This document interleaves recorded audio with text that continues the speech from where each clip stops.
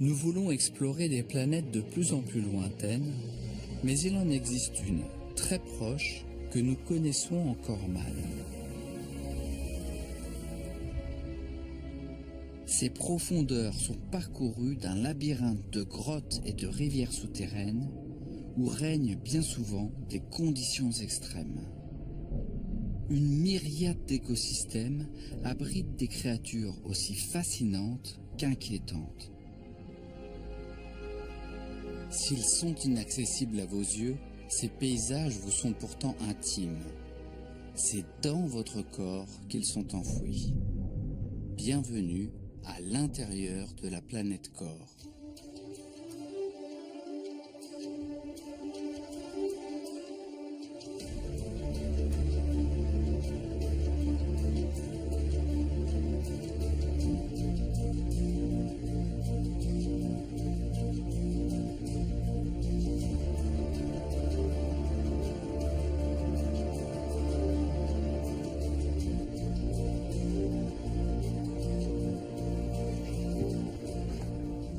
Pour un écologue comme moi, qui étudie la nature et le monde vivant, notre corps est un fabuleux terrain d'exploration.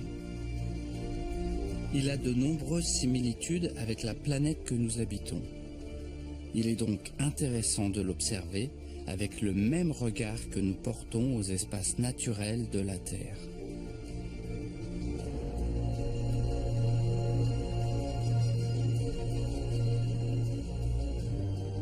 Nous allons plonger pour les profondeurs de notre corps, dans un univers humide, liquide, sombre. Là aussi existent des équilibres écologiques subtils et une biodiversité fascinante.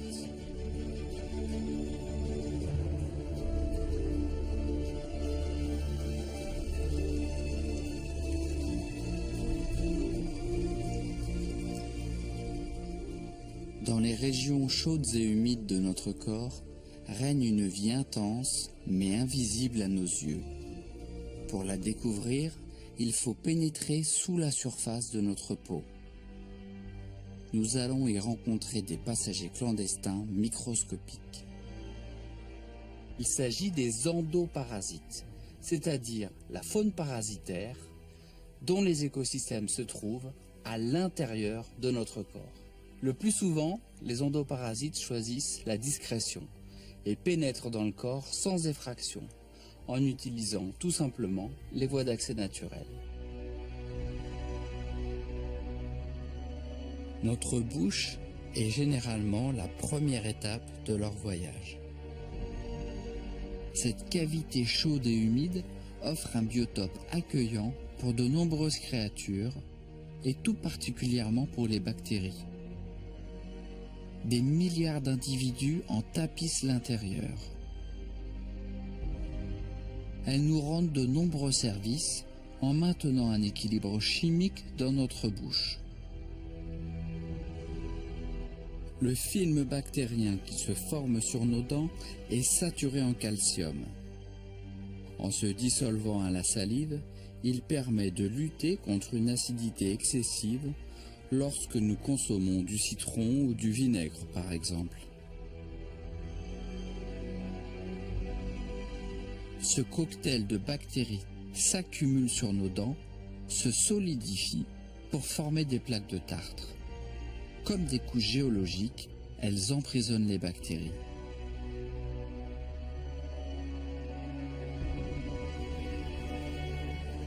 C'est précisément aux strates bactériennes de nos dents que s'intéresse le professeur Alan Cooper, car elles nous en disent long sur les grands bouleversements bactériens qui ont eu lieu dans notre bouche depuis nos ancêtres chasseurs-cueilleurs jusqu'à l'homme du XXIe siècle.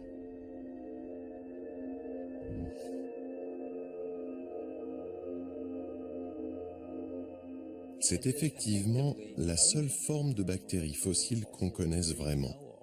Elle préserve toute l'information sur les bactéries présentes dans la bouche d'une personne. Dans le laboratoire dirigé par le professeur Cooper, on exhume donc avec précaution ces bactéries fossilisées des dents de nos ancêtres. Nous voulions vraiment savoir quelles conséquences ont eu les grandes mutations que l'homme a traversées. La plus importante est sans doute l'émergence de l'agriculture, la révolution néolithique comme on l'appelle. C'est le moment où les céréales, comme le blé, l'orge, le seigle, ont été introduits largement dans notre alimentation. C'est là que les glucides sont devenus prédominants dans notre régime alimentaire.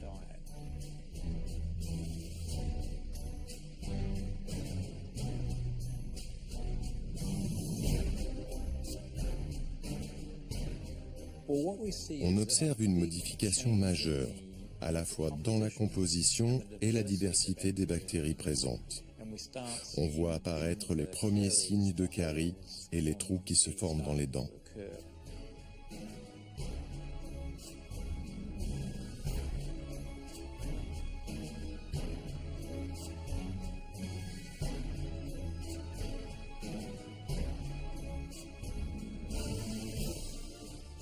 Ce qui est intéressant, c'est que chez les populations de chasseurs-cueilleurs, on trouve très peu de signes de carie dentaire. En fait, leurs dents sont saines. Bien sûr, elles sont usées et abîmées par l'absorption d'aliments bruts qui sont très abrasifs. Mais à part ça, elles sont en bon état.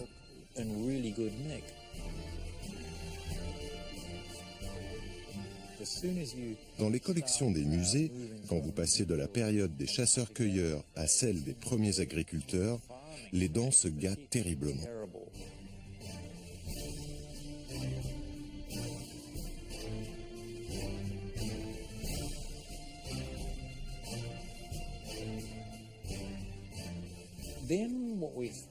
Ensuite, nous avons relevé une chose étonnante. La population bactérienne ne change pas beaucoup depuis la naissance de l'agriculture, en passant par l'âge de bronze jusqu'au Moyen Âge et au-delà. Puis soudain, quand la révolution industrielle explose à partir de 1850, tout se dérègle. Subitement, on assiste à une arrivée massive du sucre et des farines raffinées dans notre alimentation. À partir de là, il y a un effondrement de la diversité bactérienne dans notre bouche. Et les espèces de bactéries nuisibles deviennent dominantes chez tous les individus qu'on observe.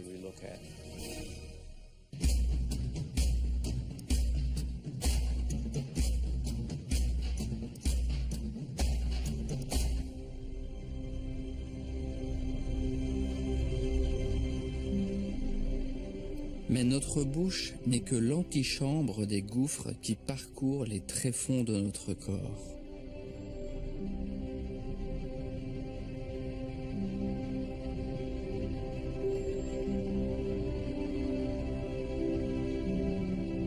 Dans les entrailles de la Terre, certaines créatures se sont adaptées à des environnements sombres, humides et pauvres en oxygène.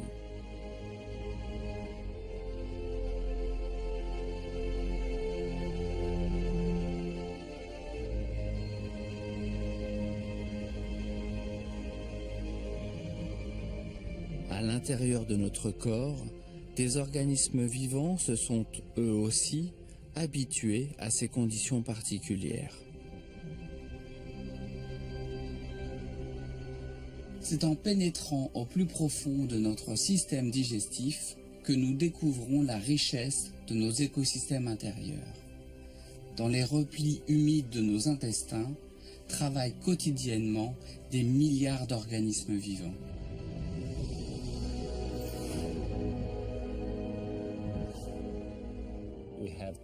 Nous portons entre 10 000 et 100 000 milliards d'organismes microbiens, qui sont surtout des bactéries intestinales.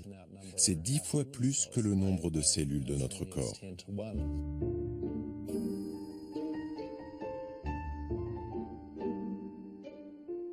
Ces milliards de bactéries sont absolument indispensables à notre vie.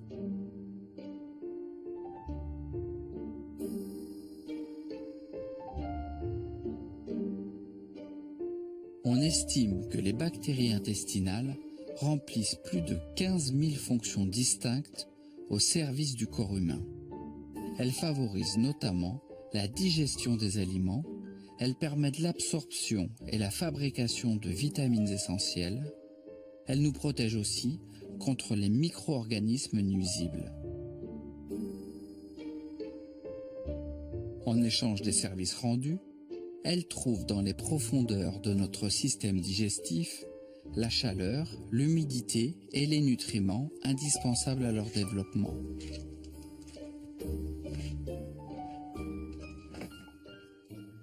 Les bactéries intestinales sont connues depuis longtemps, mais on commence seulement à prendre conscience de leur importance, sans doute à cause de notre aversion pour l'intérieur de nos intestins. C'est pourtant dans ces profondeurs caverneuses que résiderait la clé de notre santé et de notre équilibre biologique.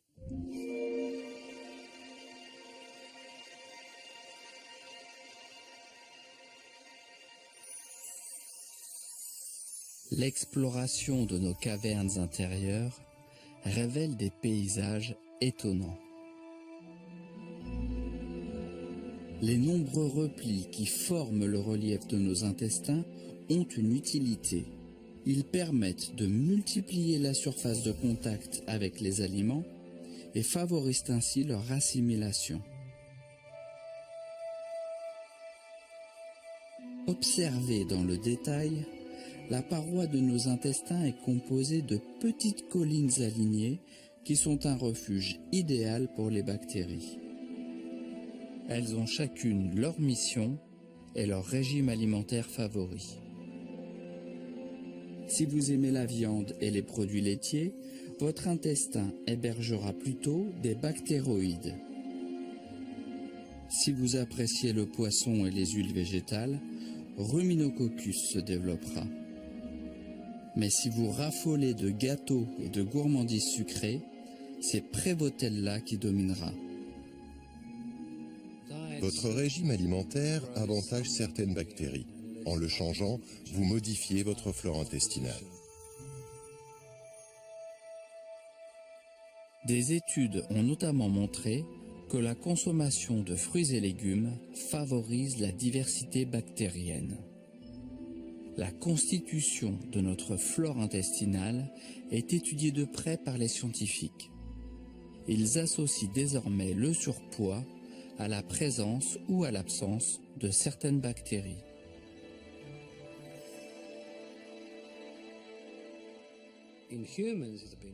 Chez l'homme, on a constaté que les personnes obèses ont une flore différente des personnes minces.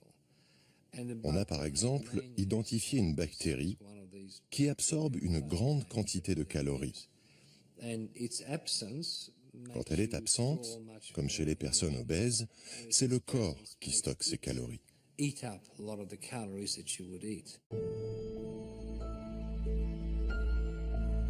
Comme dans la nature, la variété des espèces est donc essentielle dans nos intestins.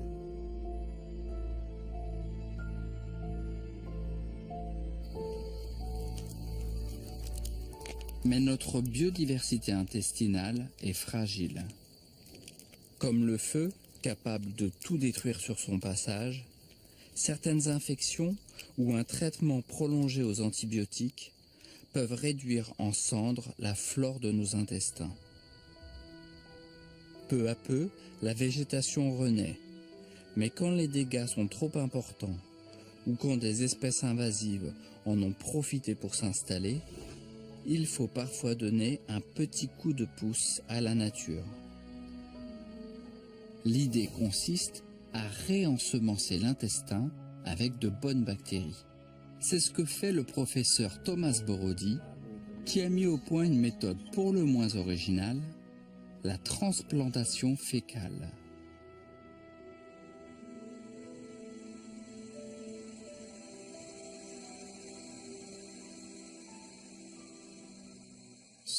Les selles, dans leur forme saine, avec une grande diversité bactérienne, peuvent être introduites dans les intestins de quelqu'un pour tuer les organismes responsables de certaines maladies.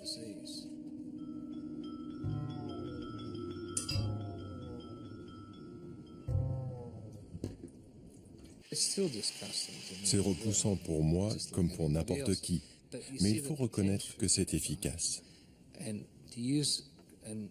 Par exemple, la bactérie Clostridium difficile a une spore, une sorte de petite boule, enduite, disons, de téflon. Cela rend cette spore indestructible par les antibiotiques. Mais par contre, la flore intestinale humaine peut la détruire.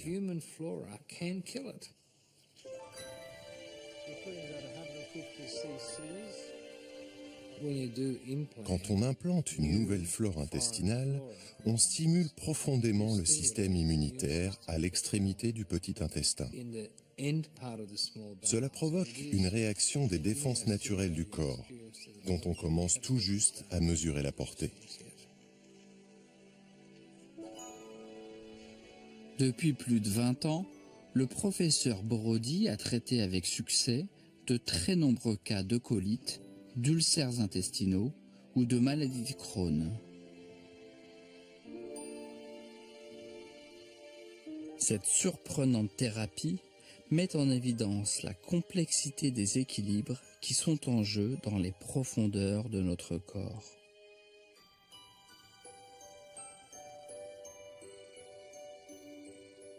En raison des nutriments qui s'y trouvent et de l'humidité qui y règne, les intestins sont un milieu favorable à la vie.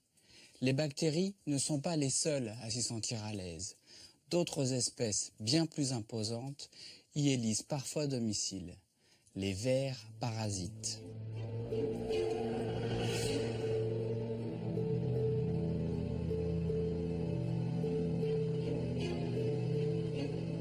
La plupart de ces étranges créatures commencent leur exploration de la planète corps sous forme d'œufs dissimulés dans notre nourriture. Le trajet qu'ils suivent jusqu'à nos intestins n'est donc pas un mystère. Ils occupent la même niche écologique que les bactéries et peuvent même être en interaction étroite avec elles. Ainsi, les œufs de Trichuris trichuria n'éclosent que lorsqu'ils sont à proximité de bactéries typiques du gros intestin. Leur présence serait le signal pour l'œuf qu'il est dans l'environnement qui lui convient et qu'il peut éclore. Mais avant d'arriver dans nos intestins, ces créatures des profondeurs doivent traverser un véritable chaudron de sorcière, notre estomac.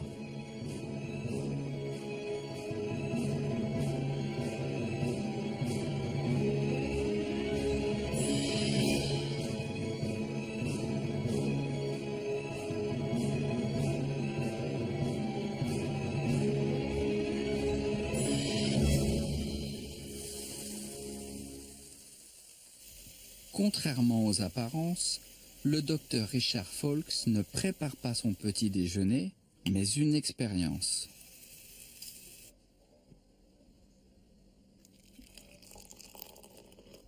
Elle consiste à recréer les conditions réelles du processus digestif lors d'un repas. C'est dans sa propre bouche qu'il soumet les aliments à la mastication et à une première stérilisation par les enzymes contenues dans la salive. Puis il livre le résultat de ce pré-mâchage à son bébé, le modèle Gut, une machine qui reproduit fidèlement les phénomènes mécaniques et chimiques de l'estomac. Ce robot, dont il est l'inventeur, permet d'étudier la digestibilité de certains aliments, leur rapport diététique, mais aussi la résistance d'organismes vivants au cocktail corrosif de l'estomac. Maintenant, je vais ajouter quelques œufs de parasites intestinaux, mélanger tout ça et l'introduire dans l'estomac.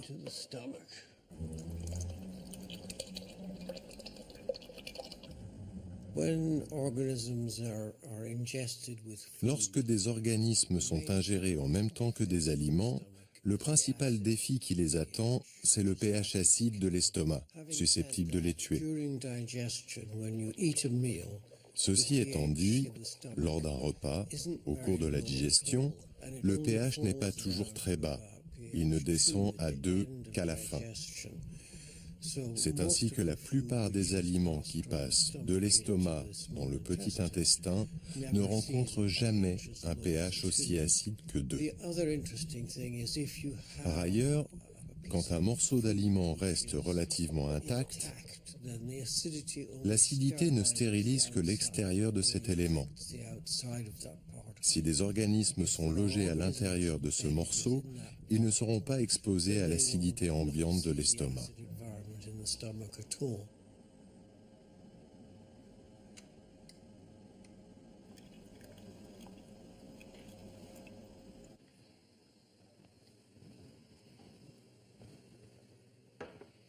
On a maintenant notre repas digéré. On peut contrôler si les œufs de parasites restent actifs.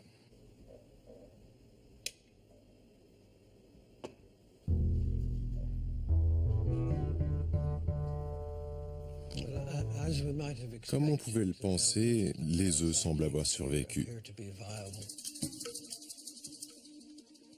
Si les vers parasites ressortent indemnes du bain acide de l'estomac, c'est parce que leurs œufs sont enrobés d'une coque protectrice. Ils arrivent alors dans nos intestins, où ils peuvent éclore et se développer en toute sécurité. Chaque espèce prospère selon sa propre technique. L'ascaris, par exemple, s'agrippe à notre intestin grêle grâce à de petites tenailles et se nourrit des restes de nos repas. Le schistosome, quant à lui, a une prédilection pour les vaisseaux sanguins qui prolifèrent sur les parois de nos intestins. Avec sa ventouse, il se colle à l'un de ces vaisseaux et pompe le sang grâce à son organe de succion.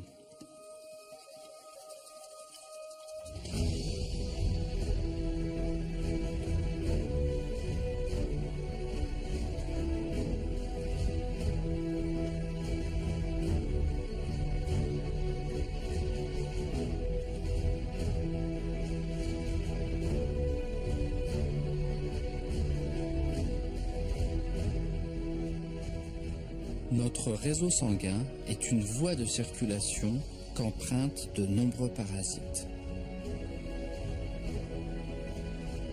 Mais ce voyage à travers fleuves et rivières de notre planète peut être périlleux. En effet, c'est là que patrouillent en priorité les armées de notre arsenal défensif, connu sous le nom de système immunitaire.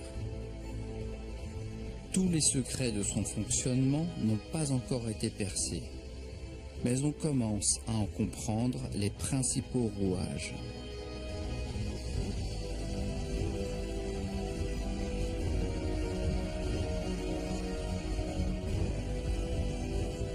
Certains globules blancs, les lymphocytes B, sont spécialisés dans l'identification des envahisseurs qui arrivent de l'extérieur de notre corps. Dès qu'ils repèrent un intrus, ils donnent l'alerte en fabriquant des anticorps qui se fixent sur l'ennemi et le désignent comme agresseur.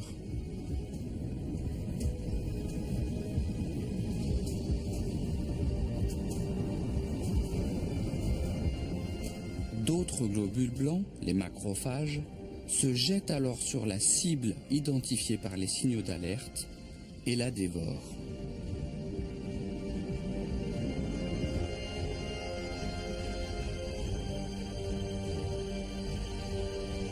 Certains parasites, comme celui de la toxoplasmose, arrivent pourtant à passer à travers les mailles du filet et parviennent à vivre cachés à l'intérieur de nos cellules.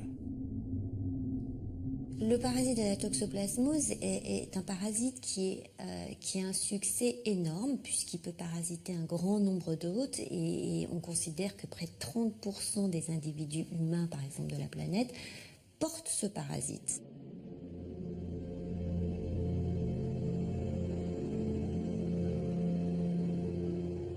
Il n'a en général aucune conséquence sur les individus qui l'infectent.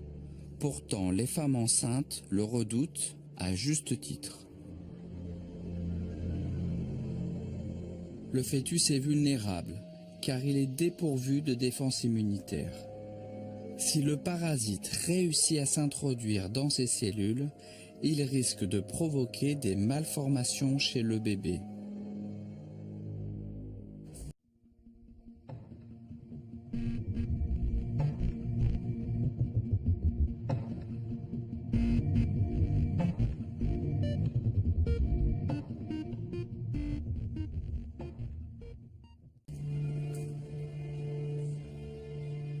Comme nombre de bactéries ou de vers parasites, ce petit protozoaire s'introduit dans notre corps par les voies naturelles.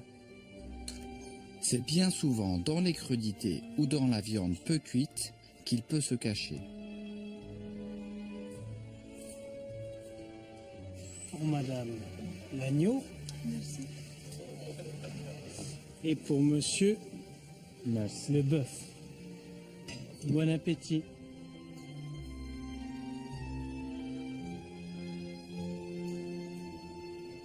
Une fois ingéré, le parasite infecte les cellules de notre intestin et s'y multiplie.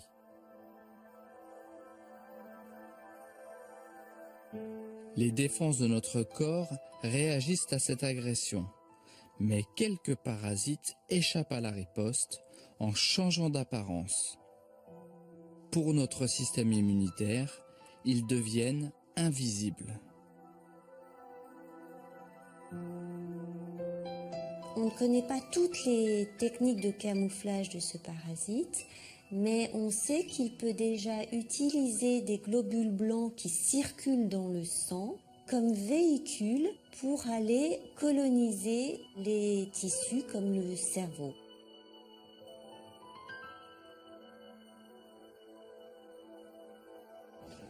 Une personne sur 3 vit donc avec un parasite dormant dans ses neurones. On peut le porter ainsi toute sa vie sans que cela ne pose aucun problème. Il n'en va pas de même pour certaines espèces animales. Lorsque le parasite s'invite dans le cerveau du rat, il modifie son comportement.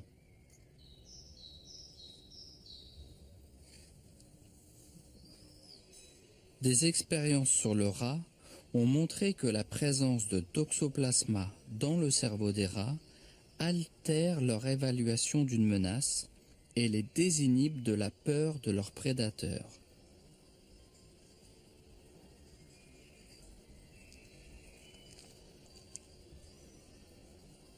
Les scientifiques pensent que le parasite sait manipuler le rat pour faciliter son ingestion par le chat. En effet, Toxoplasma a besoin d'être dans l'intestin d'un chat pour faire naître de nouvelles générations de parasites. Si Toxoplasma ne peut se reproduire de façon sexuée que dans l'intestin du chat, l'homme représenterait donc une voie sans issue pour le parasite. Pourtant, une fois installé dans notre cerveau, est-il aussi inoffensif que cela ? Se pourrait-il qu'il modifie notre comportement à notre insu, comme chez le rat ? Même si dans la plupart des cas, il n'y a pas de signes qui puissent illustrer ou traduire la présence du parasite, depuis une dizaine d'années, des études ont révélé que le parasite n'est pas si neutre que ça et peut avoir un effet sur le comportement de l'hôte en facilitant la production de médiateurs chimiques comme la dopamine qui est impliquée dans le trouble de comportement neurologique comme la schizophrénie ou les troubles bipolaires.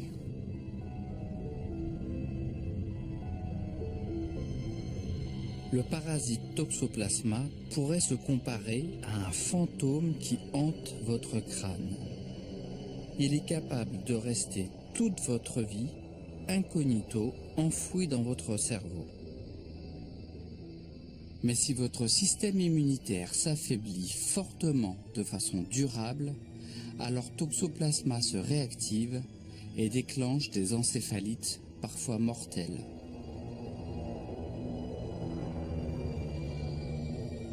L'efficacité de notre système immunitaire peut donc être, pour nous, une question de survie. Il est important qu'ils fonctionnent de façon optimale et reconnaissent l'ennemi à combattre.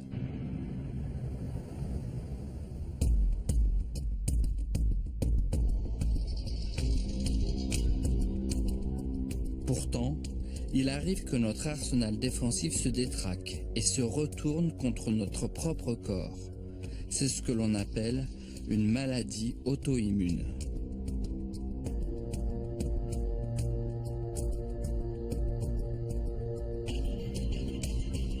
Quelle peut être l'explication d'un tel dérèglement qui s'opère à l'échelle microscopique à l'intérieur de notre planète ? Il y a de plus en plus de preuves que l'une des choses qui a changé, c'est notre relation avec certains organismes microscopiques ou parfois plus gros. Nous avons évolué avec eux et nous avons appris à les tolérer. En s'habituant à leur présence, notre système immunitaire s'est éduqué. Il a mis en place une sorte de police qui le régule et l'empêche d'être trop actif quand ce n'est pas utile.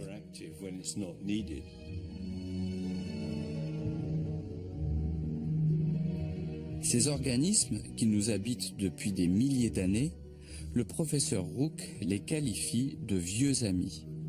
Leur disparition peut engendrer des déséquilibres.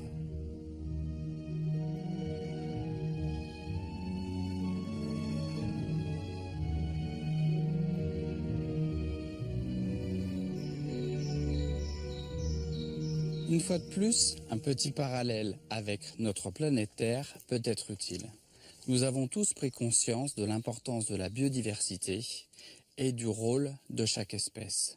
Certaines peuvent paraître nuisibles, d'autres plus utiles, mais toutes participent à un équilibre écologique qui s'est construit au fil de l'évolution.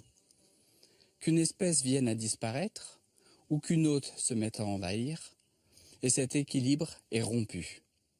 Dans notre corps, à une autre échelle, les processus sont les mêmes.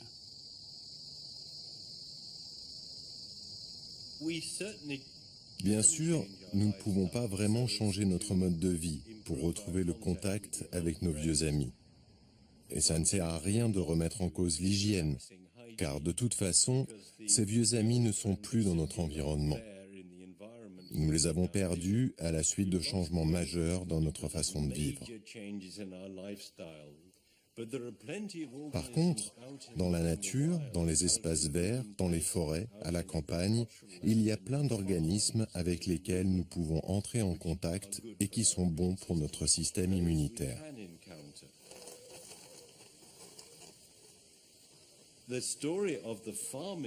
L'histoire de l'environnement agricole est particulièrement intéressante. Au XIXe siècle, quand on a commencé à identifier les problèmes d'allergie, on a observé que le rhume des foins sévissait surtout auprès des citadins, des aristocrates et des populations aisées, mais ne touchait pas les fermiers. Depuis, des recherches faites dans de nombreux pays ont prouvé à plusieurs reprises que si vous exposez un enfant à un environnement agricole dans les 2-3 premières années de sa vie, il sera beaucoup moins sujet aux allergies de tout genre. Il y aura aussi moins de probabilité qu'il développe des maladies inflammatoires de l'intestin.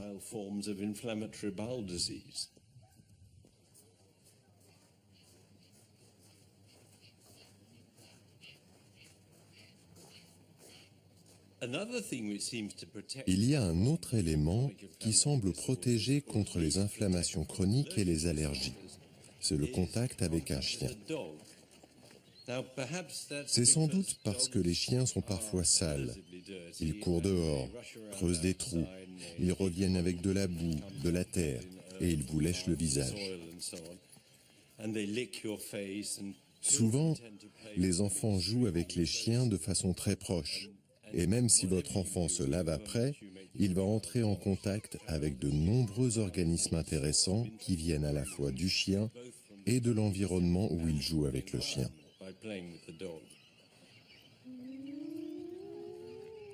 En se coupant d'un environnement naturel auquel il appartient depuis des millénaires, l'homme aurait aussi rompu les équilibres de son corps.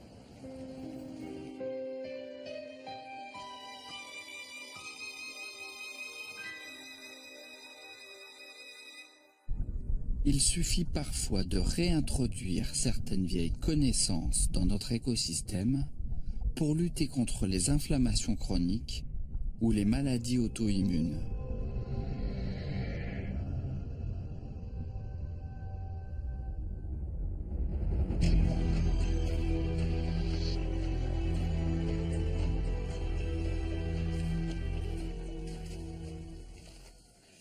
Des chercheurs australiens s'intéressent en particulier au pouvoir d'un petit ver appelé ankylostome. On le trouve dans la nature où ses œufs nichent dans les espaces humides. Et c'est sous forme de larves qu'il se fixe sur notre peau dès qu'une main ou un pied arrive à son contact.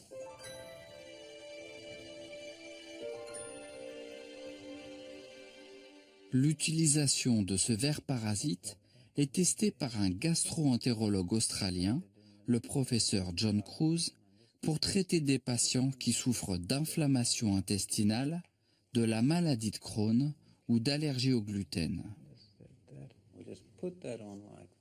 Un patch imbibé de liquide contenant une dizaine de larves est appliqué sur la peau. Dites-moi ce que vous ressentez. J'ai un peu la sensation d'une piqûre, comme une pointe d'aiguille. Ça me donne envie d'y toucher. Je suis content que vous me disiez ça, car ça veut dire que les larves sont vivantes. Elles sont en train de pénétrer sous la peau. Elles font leur boulot. Et maintenant, elles font partie de vous. Les larves traversent la peau en quelques minutes, puis elles voyagent dans le flux sanguin jusqu'aux poumons. Une fois matures, elles remontent vers notre tube digestif pour finir leur migration dans notre intestin où elles se fixent. Pour ces essais cliniques, John Kruse travaille en lien étroit avec le parasitologue Alex Lucas qui tente de comprendre les pouvoirs de ces vers.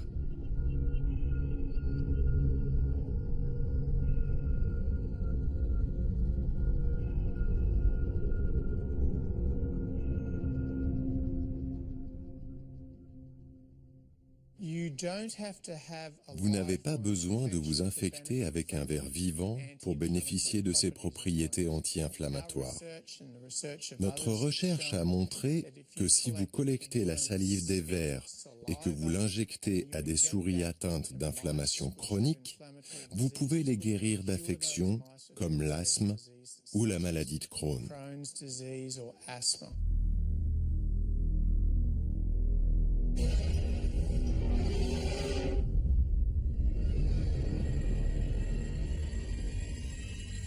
Il est vrai que lorsque l'on voit le portrait de la bête grossi plusieurs milliers de fois au microscope électronique, on peut comprendre que tout le monde ne soit pas prêt à héberger ce mini-vampire dans son intestin.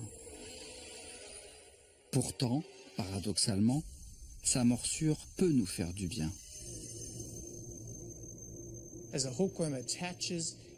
Quand un ankylostome s'accroche, il libère toutes sortes de protéines dans sa salive, et certaines d'entre elles ont des propriétés immunodépressives. Elles atténuent la réponse du système immunitaire pour protéger le ver d'une riposte. Le bénéfice de cela, c'est que ça supprime l'inflammation.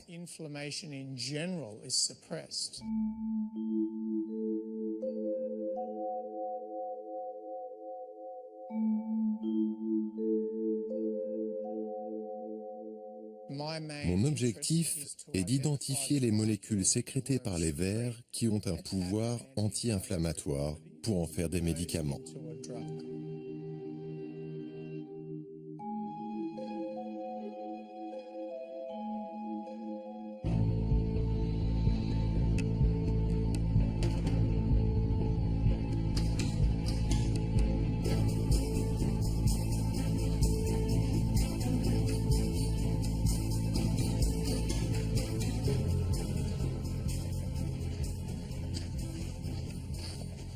L'élimination totale de certains parasites avec lesquels nous avons toujours vécu n'est donc pas forcément un bienfait.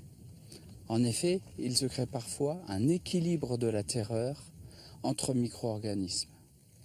À notre insu, les minuscules créatures qui nous ont colonisés se livrent à des combats sans merci, dignes de films de science-fiction.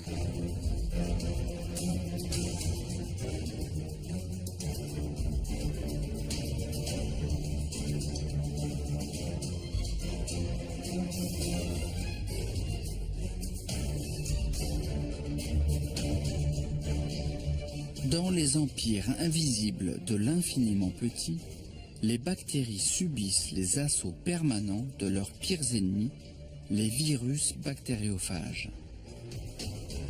Dès qu'une bactérie cible est repérée, le bactériophage s'y arrime, tel un vaisseau spatial se posant sur une planète. Puis il injecte son matériel génétique à l'aide d'une mini-seringue. Le virus se multiplie alors à l'intérieur de sa victime et la fait exploser. Tous les 2 jours, la moitié des bactéries présentes sur Terre succombent sous les assauts des bactériophages.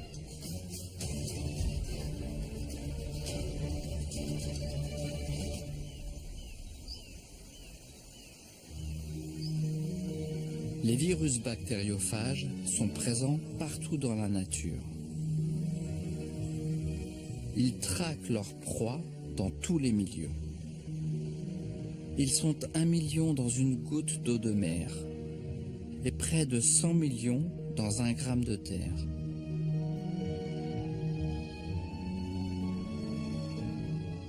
Mais notre corps est également un de leurs terrains de chasse de prédilection. On estime que chacun d'entre nous abrite en permanence 300 millions de virus qui sont essentiellement des bactériophages. Ils prolifèrent dans le mucus, cette substance visqueuse qui tapisse l'intérieur de notre nez, de nos poumons ou la paroi de nos intestins.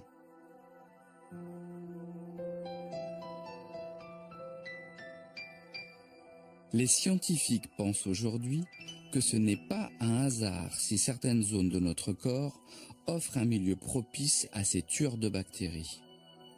Les colonies de bactériophages seraient l'équivalent d'une armée alliée stationnée dans des bases et prête à se jeter sur l'assaillant. Autrement dit, chacun de nous ferait inconsciemment, bien sûr, l'élevage de virus destinés à assurer notre défense.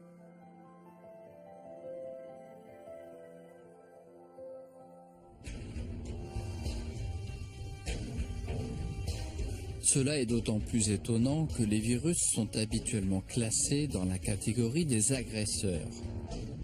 On les représente d'ailleurs souvent comme de véritables petites bombes hérissées de pics.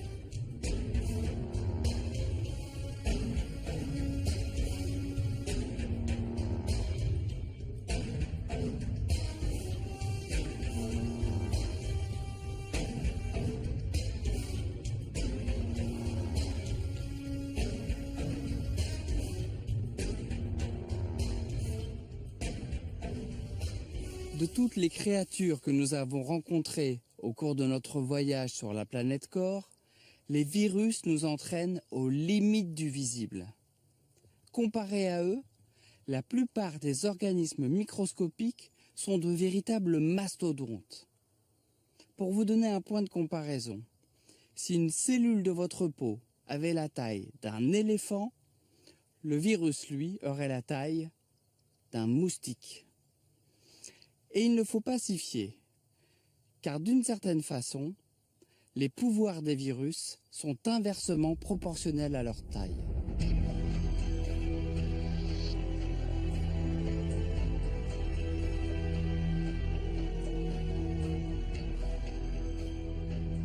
Les virus ont besoin de pirater nos cellules pour survivre. C'est ainsi qu'ils peuvent provoquer les maladies les plus contagieuses et dévastatrices que l'espèce humaine doit affronter. Rage, grippe, variole, Ebola, sida, autant de noms qui résonnent comme de terribles menaces. S'ils nous rendent malades et parfois menacent nos vies, certains virus, appelés rétrovirus, ont en plus le pouvoir de s'installer en nous de façon définitive. Un rétrovirus, c'est un virus très très particulier qui a cette capacité tout à fait remarquable d'être capable de s'intégrer de manière précise dans les chromosomes, dans le génome de la cellule qui l'infecte.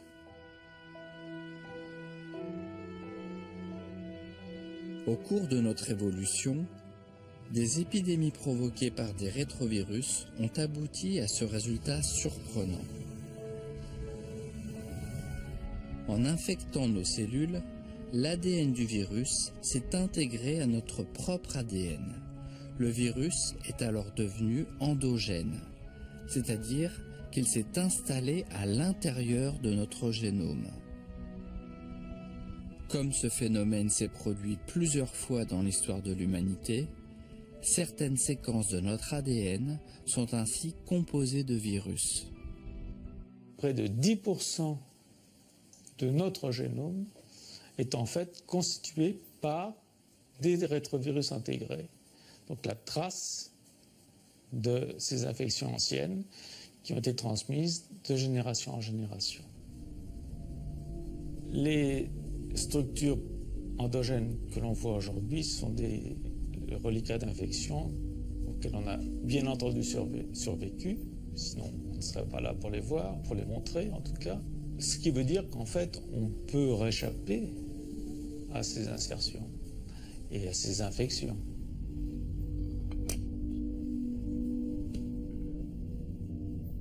La nature a mis au point des mécanismes extrêmement puissants pour restreindre l'effet de ces insertions de rétrovirus. Assez rapidement, des phénomènes d'extinction de l'expression du virus sont mis en place, qui font que le virus est là, physiquement, il est toujours présent dans nos gènes, mais il ne s'exprime pas.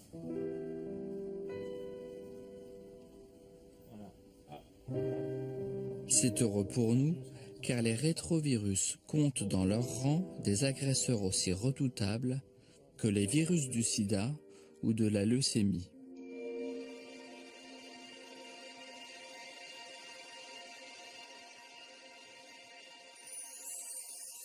Il existe pourtant un cas exceptionnel où ces virus enfouis dans notre ADN sont capables de se réactiver de façon temporaire et pour notre bien.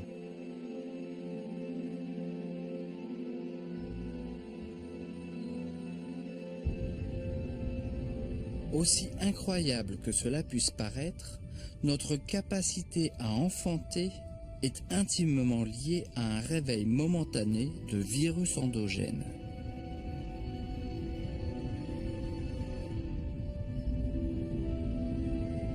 C'est sous leur action que peut se former une membrane interne du placenta, essentielle au développement de l'embryon. Cette grande nappe cellulaire régit les échanges entre le sang de la mère et le sang du fœtus.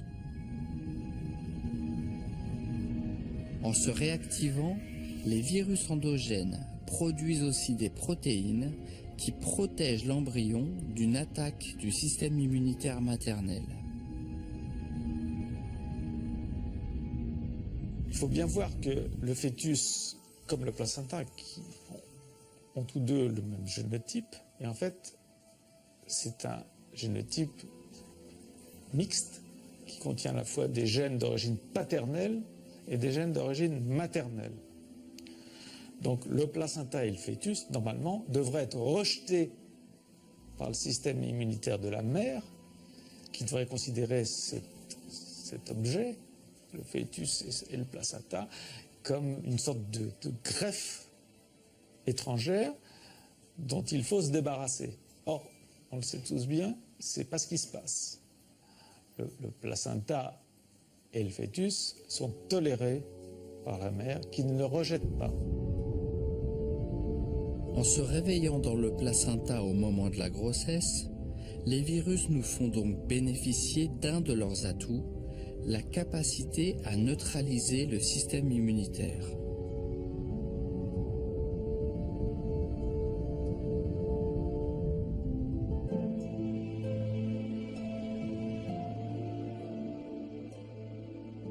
Pour conforter sa découverte, le professeur Edman a voulu savoir si le même phénomène se retrouvait chez tous les mammifères.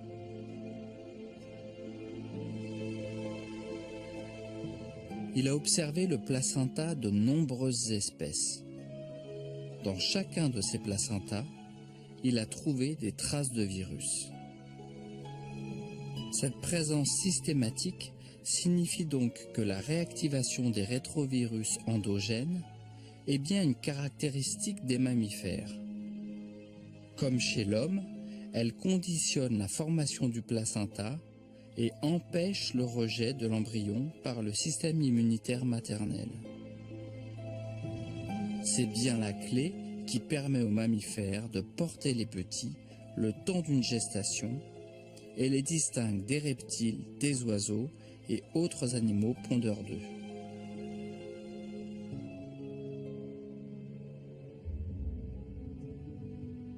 Il est parfois difficile d'imaginer à quel point nous sommes liés aux minuscules créatures qui nous habitent. Si les bactéries régissent les équilibres de notre corps et nous accompagnent dès notre naissance, ce sont les virus qui nous permettent de naître.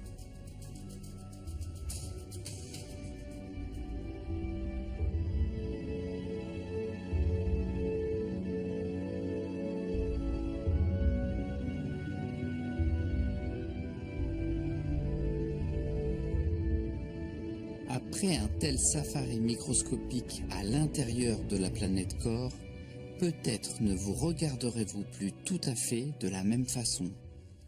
Si nous hébergeons plus de bactéries que nous n'avons de cellules, si des virus fossiles squattent notre ADN, que nous reste-t-il d'humain ?